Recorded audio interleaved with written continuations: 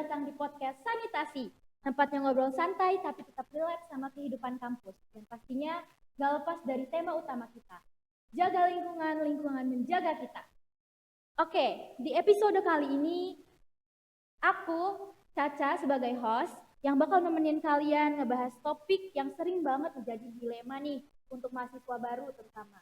Tapi nggak jarang juga mahasiswa lama ikut dilema ya. Perlu nggak sih ikut organisasi? Apakah beneran ngaruh ke masa depan atau cuma buang-buang waktu aja? Nah, biar nggak penasaran, hari ini kita kedatangan tamu spesial nih guys. Yang mungkin kalian udah nggak asing ya. Bener banget guys, ada Kak Farhan, Ketua HMJ 2025. Halo Kak Farhan, gimana kabarnya Kak? Halo, alhamdulillah baik kabarnya. Oke, Alhamdulillah Kak kalau baik.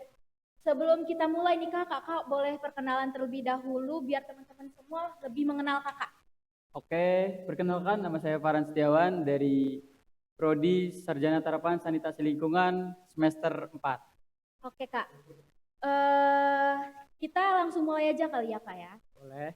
Sebelum kita kulik lebih dalam soal lika-liku dunia organisasi, pasti seru banget nih kalau dengerin cerita dari Kak Farhan ya teman-teman. Gimana sih awal perjalanannya bisa terjun ke organisasi dan bisa ambil peran penting banget di dalam organisasi?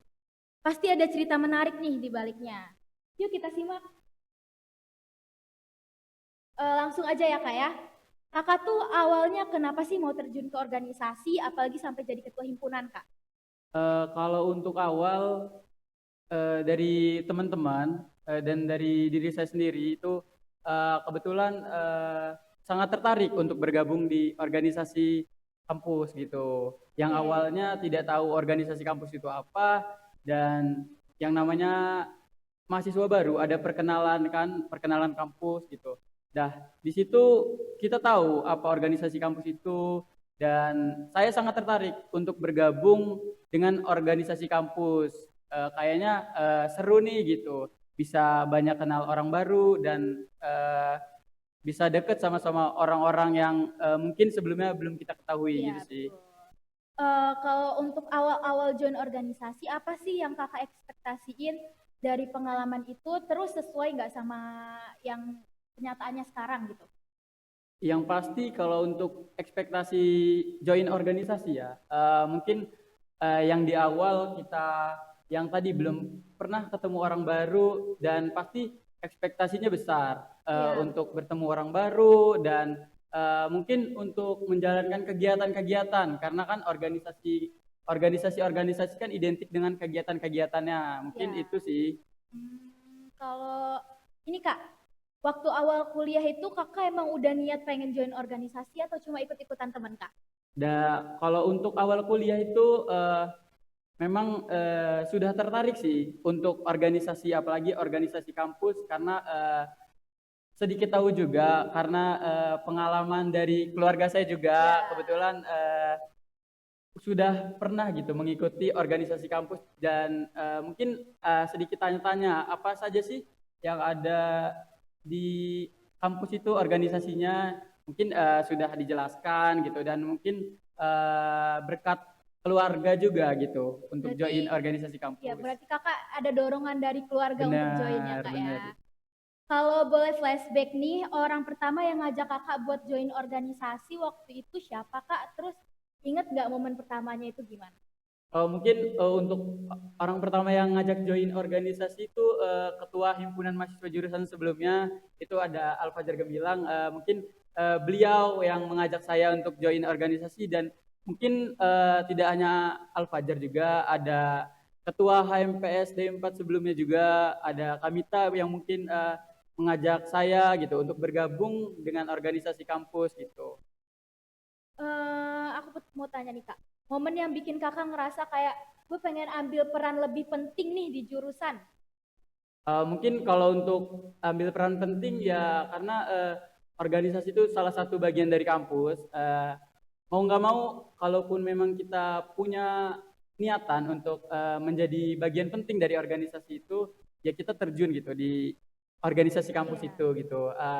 Dan nggak harus jadi ketua untuk menjadi bagian itu. Tapi yang terpenting untuk menjadi kepentingan untuk kita, khususnya mahasiswa baru yang belum mengetahui, mungkin bisa diambil mindset itu sih untuk merubah organisasi ini gitu. Jadi mungkin kita harus terjun dulu gitu di organisasinya, kalaupun Ya. ingin merubah organisasinya gitu sih.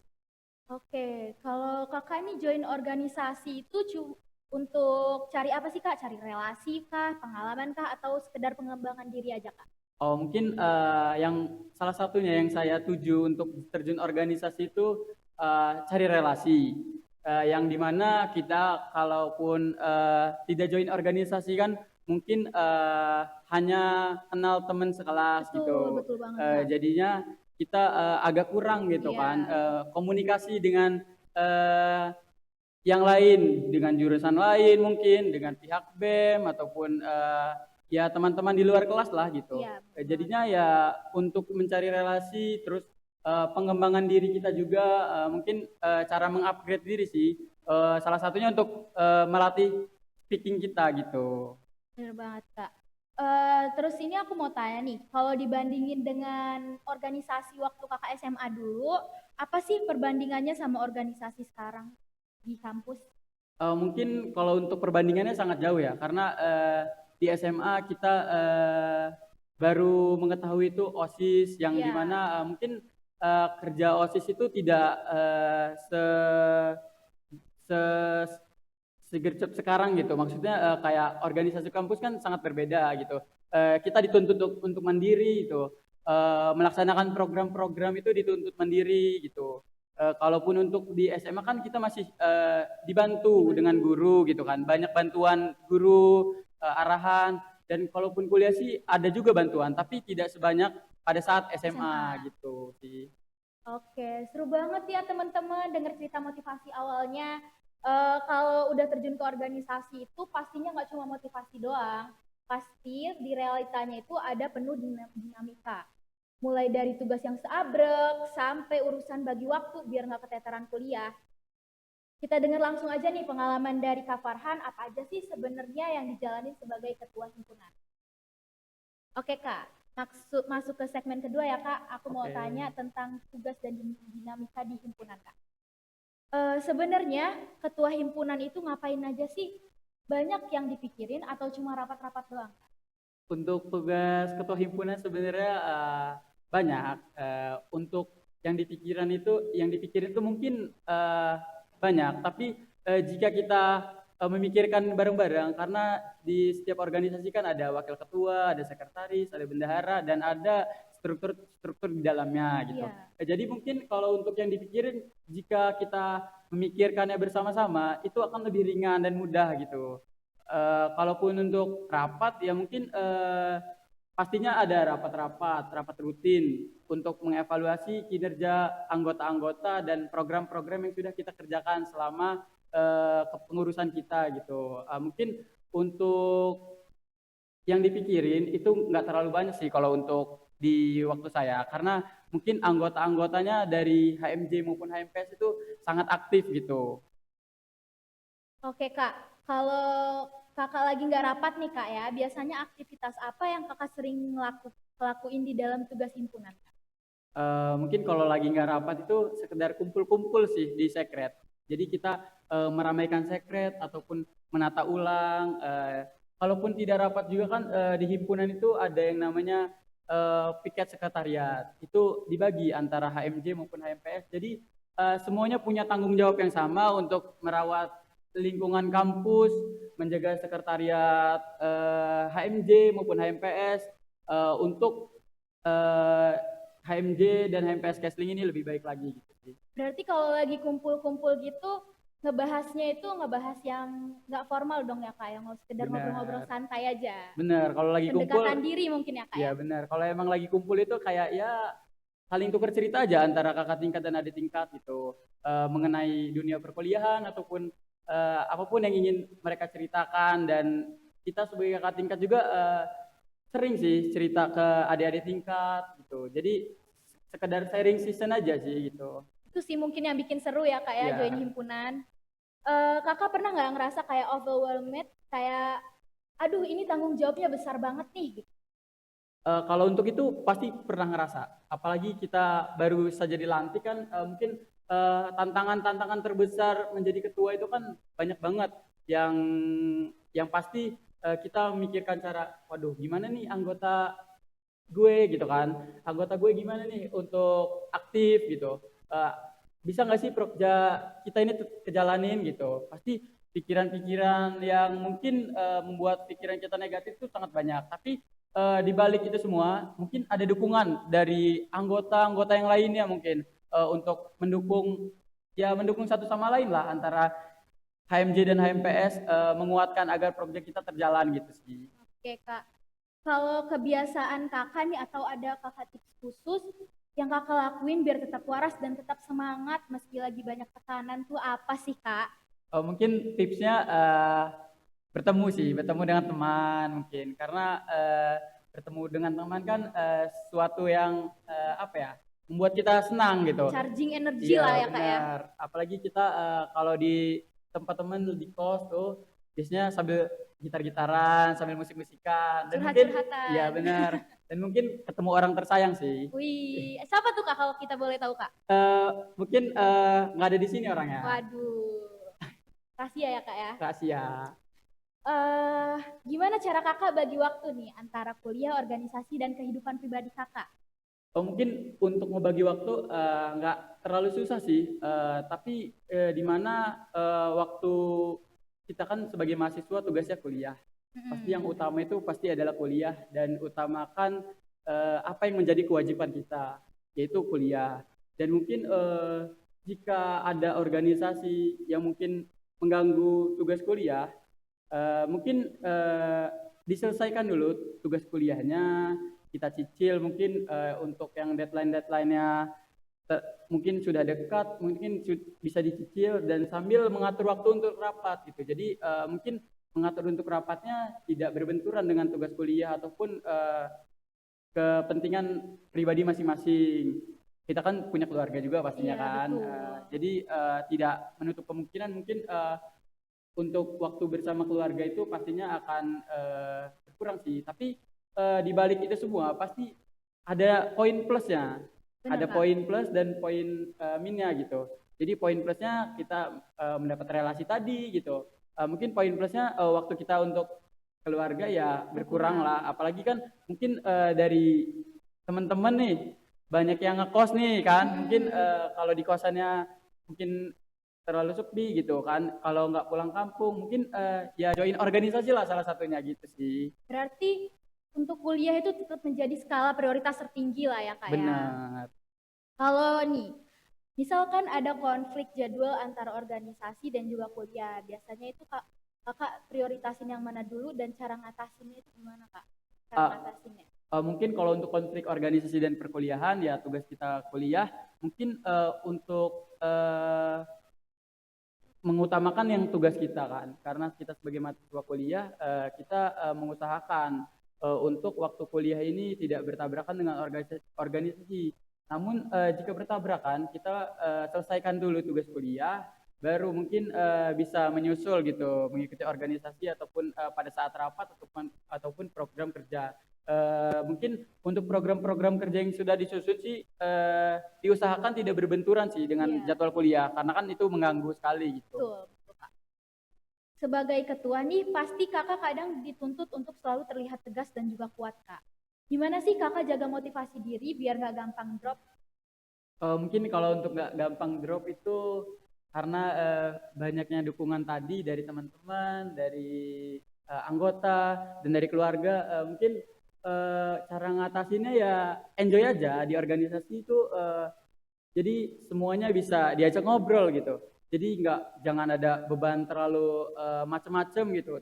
Jangan terlalu negatif thinking tentang apa yang kita jalankan dan apa yang kita kerjakan. Ya pokoknya ikhlas aja gitu ya. Apa yang kita kerjakan ya semoga aja nantinya menjadi amal ibadah gitu. Gitu sih kalau untuk saya. Dibawa santai aja lah ya berarti Benar, ya Kak dibawa ya. enjoy.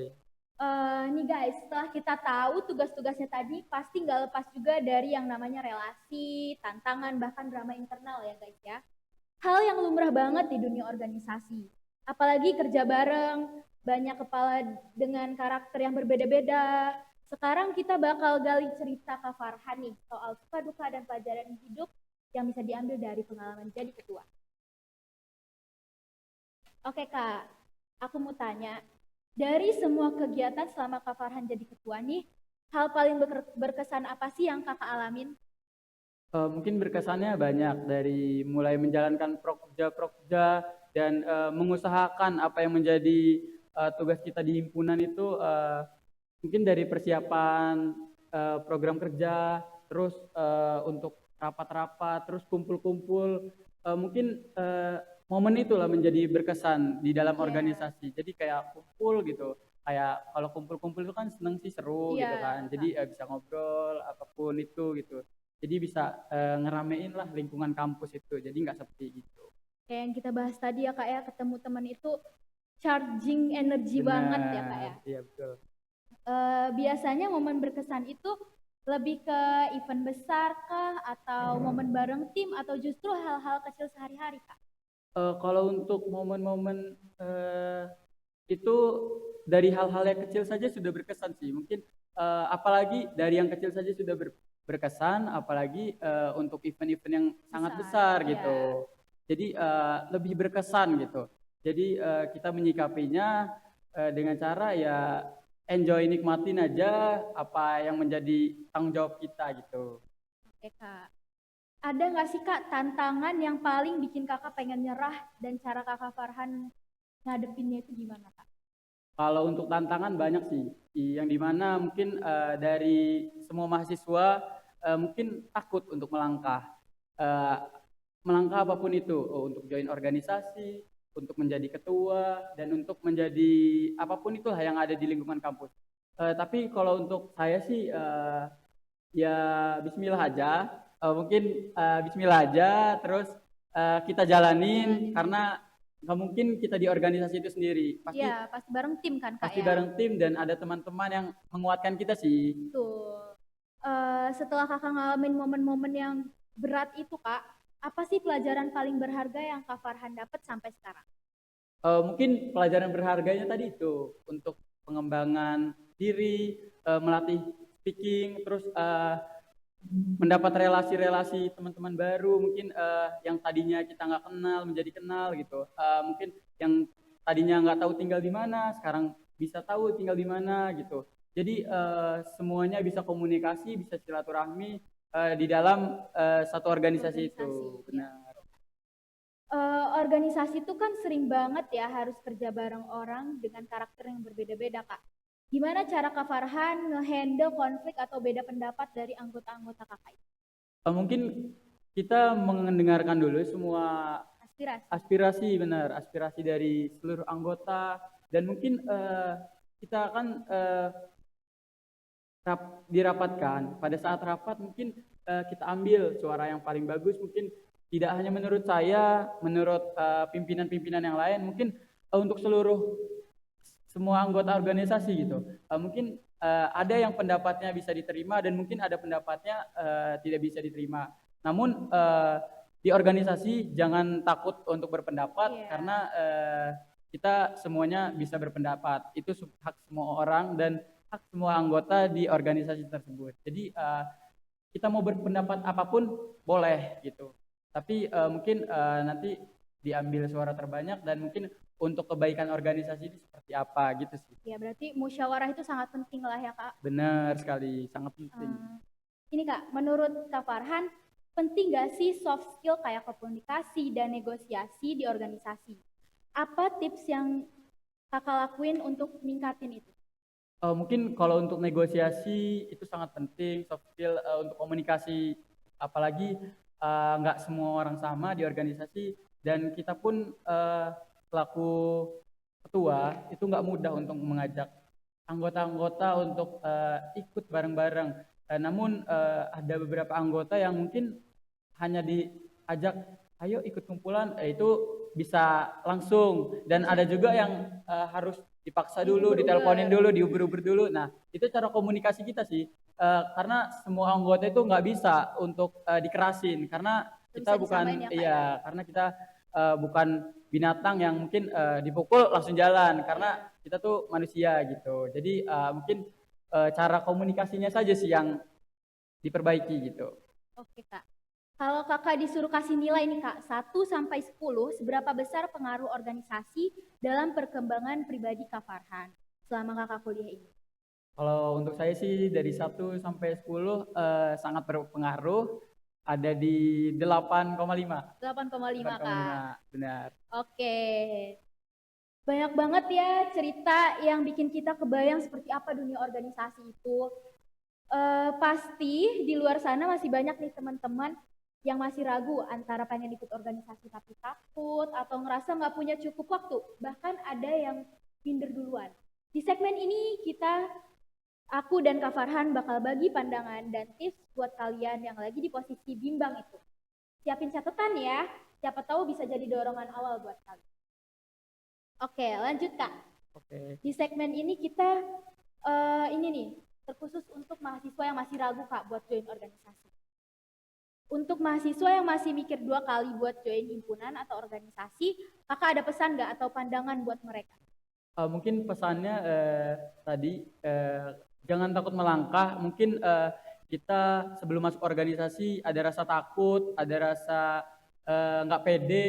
Jadi kita lawan semua itu. Mungkin di organisasi itu nggak hanya yang kita dapat bertemu orang lain, tapi sangat banyak di dalam organisasi itu. Apa aja yang kita dapat, mulai dari kekeluargaan, terus kekompakan, mungkin dari teman-teman yang mungkin awalnya tadi tidak kenal terus jadi kenal gitu. Jadi mungkin untuk teman-teman yang masih ragu untuk join organisasi, jangan ragu, hilangkan keraguannya, mungkin bisa join di organisasi kampus gitu sih. Betul, betul banget Kak. Kalau misalkan kita nggak join organisasi ini Kak, menurut Kakak kita tuh bakal kehilangan apa sih gitu? Kehilangan momen apa dan apa sih hal yang nggak bisa didapetin di kelas gitu? Mungkin kalau hal-hal yang nggak bisa didapetin di kelas itu mungkin kayak keberanian sih. Kadang kan kita tuh terutama saya kan masih takut untuk menjawab pertanyaan dosen. Nah, itu takut salah. Mungkin untuk di organisasi kita nggak ada rasa takut itu. Mungkin karena di organisasi kan mungkin kakak tingkat, adik tingkat, mungkin ya bebas berpendapat gitu. Mungkin kalau untuk sama dosen kan kita kayak masih segan, kayak takut salah, terus kayak takut berpengaruh sama nilai, padahal itu enggak gitu. Yeah. Jadi mungkin untuk mengatasi hal itu, mungkin yang didapat di organisasi itu ya keberanian, terus speaking tadi, terus mungkin nanti pada saat dunia kerja sih akan berpengaruh gitu. Jadi kalau kita sudah join di organisasi, mungkin kita sudah terbiasa bertemu orang-orang yang banyak. Mungkin pada saat dunia kerja juga tidak kaget sih nanti dengan dunia kerjanya itu bagaimana gitu. Berarti itu penting banget ya Kak buat nanti kita di dunia kerja itu Kak? Bener, sangat penting sekali sih. Oke Kak. Kalau ada nih yang pengen aktif tapi malu-malu atau ngerasa belum bisa Kak, menurut Kakak itu langkah awal yang harus paling dilakuin itu apa? Langkah awal yang harus dilakuin itu kalau untuk malu-malu ya pertama pede aja sih. Terus mungkin keberanian, mungkin coba-coba untuk berani ikut join organisasi dan mungkin tanya-tanya sama kakak tingkat ataupun teman-teman gitu. Mungkin apa sih di organisasi, mungkin kalau untuk ketakutan ya memang tidak bisa disalahkan juga, tapi jangan menjadi ketakutan itu sebagai kita untuk merasa takut dalam hal apapun. Jadi kita harus lepas dari ketakutan itu sih. Iya bener Kak, kita kan gak bisa tahu nih kalau misalkan Benar. kita belum jebur ke dalam Benar. situ kan ya Kak ya. Dulu Kak Farhan sendiri pernah nggak ngerasa minder pas pertama kali ikut organisasi? Gimana caranya ngelawan rasa canggung itu Kak? Yang pastinya minder pernah, apalagi pertama kali ketemu kakak tingkat yang mungkin pastinya segan ketemu kakak tingkat, terus melawan kecanggungan itu ya kita komunikasi pelan-pelan bersama kakak tingkat dan teman-teman. Mungkin dari komunikasi itulah yang melawan kecanggungan kita, dan mungkin apalagi kakak tingkatnya di sini baik-baik, terus ramah-ramah, dan mungkin itu sih yang menjadi pendorong saya melawan kecanggungan itu. Oke Kak. Oke guys, nggak kerasa ya obrolan kita kali ini seru banget, penuh insight dan cerita yang pastinya relate buat teman-teman semua. Thank you banget Kak Farhan, Ya, udah sama-sama. nyempetin waktunya di tengah kesibukannya buat ngobrol di podcast sanitasi Kak. Semoga cerita kakak bisa jadi bahan pertimbangan nih buat teman-teman semua, buat bisa berani untuk join organisasi. Karena kita kan nggak akan tahu ya guys, kalau kita belum masuk ke dunia itu kita nggak bakal tahu gimana rasanya. Oke, karena terkadang pengalaman di luar kelas itu kayak di organisasi gini, justru bisa jadi modal besar buat di dunia kerja nanti. Oke guys, sampai ketemu di episode berikutnya. Tetap semangat, tetap jaga lingkungan karena lingkungan menjaga kita. Halo. Bye.